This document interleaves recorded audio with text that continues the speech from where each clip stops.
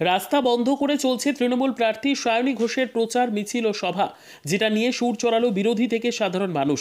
বাসন্তী হাইওয়ের রাজ্য সড়ক রাস্তা বন্ধ করে ভাঙড়ের ঘটকপুকুরে প্রচার মিছিল ও সভা করার অভিযোগ তৃণমূলের বিরুদ্ধে।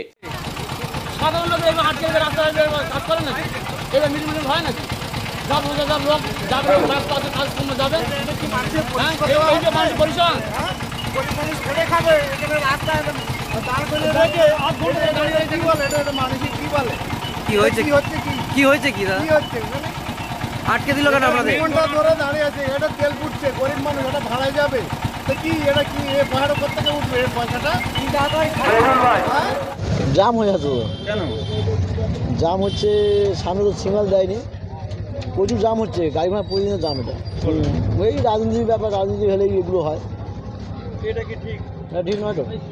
হ্যাঁ, আপনারা কি চাইছেন? জাম মুক্ত। যাদবপুর লোকসভা কেন্দ্রের তৃণমূল কংগ্রেস প্রার্থী সায়নী ঘোষ শনিবার সকালে ভাঙড়ের ঘটকপুকুরে নির্বাচনী প্রচার সারেন। ঘটকপুকুর পেট্রোল পাম্প থেকে ঘটকপুকুর চৌমাথা পর্যন্ত করেন মিছিল। শওকত মোল্লা, সায়নী ঘোষদের উপস্থিতিতে চলে মিছিল। সেই মিছিলের জন্য ভাঙড় to Ghatakpukur, Sonarpur to Ghatakpukur, Basanti to Ghatakpukur, science city to Ghatakpukur রাস্তা ব্যারিকেড দিয়ে বন্ধ করে দেয় পুলিশ, যার কারণে ব্যাপক যানজটের সৃষ্টি হয়। ক্ষোভ প্রকাশ করেন নিত্যযাত্রীরা। বাসন্তী হাইওয়ের মতো ব্যস্ত রাস্তা বন্ধ করে কিভাবে মিছিল ও সভা করে তৃণমূল, তা নিয়ে সমালোচনা করেন বিরোধীরা। যদিও সায়নী ঘোষ বলেন, বিরোধীদের কাজ হলো অভিযোগ করা, অভিযোগ না করে নিজের প্রচারে মন দিন। তৃণমূলের অভ্যেস হয়ে দাঁড়িয়েছে মানুষের দুর্ভোগের কারণ হওয়া, হয়রানি করে রাস্তা বন্ধ করে ঘটকপুকুরে প্রচার।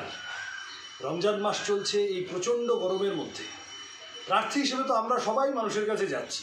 আমিও আজ ভাঙড়েই ছিলাম সকালে।